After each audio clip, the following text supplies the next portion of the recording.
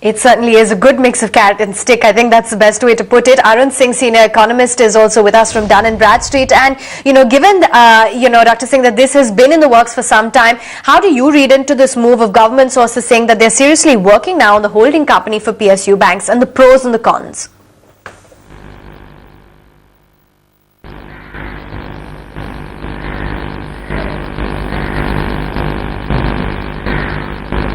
Dr. Singh, if you can hear me?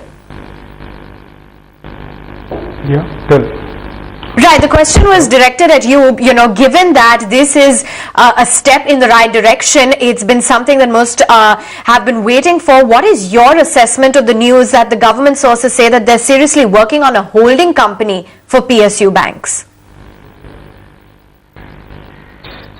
Obviously, there are some, big time concern. Couple of years, if you see the NPA level of these banks, especially the public sector banks, have shot up, around 4.7% as on December 2013. There are concerns, there are larger concerns, and if you see the number of approved CDR cases is around 2,900 billion rupees as on, as currently.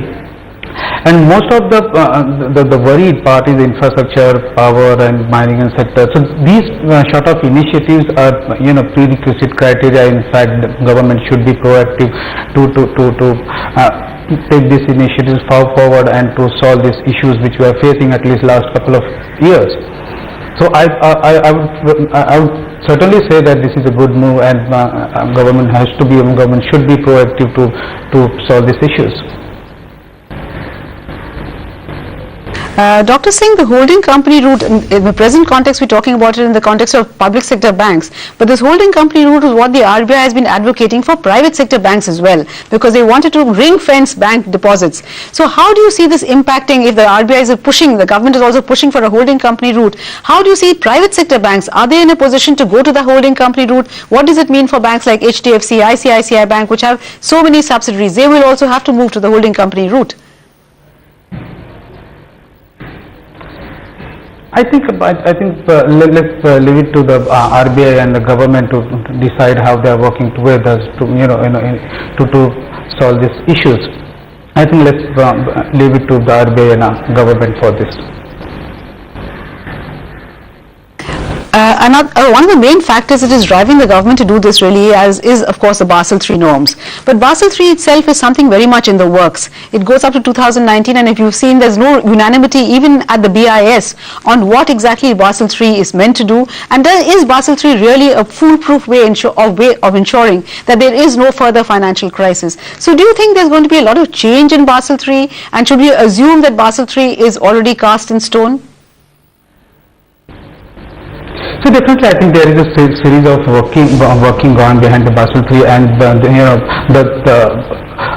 the biggest task in front of RBI and the government is to basically implement and make the banking system foolproof. We certainly expect some changes in the Basel III norms, and if that happen, I think most of our concern will be addressed going forward. So I think as of now, our expectation is largely towards the some slight modifications, and sooner or later that RBI and government might consider seriously.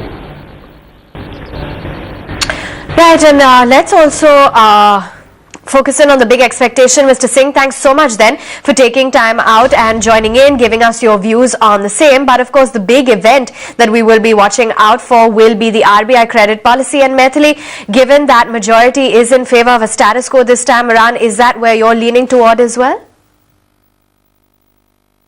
Oh, certainly. I think it will be status quo, essentially because I think the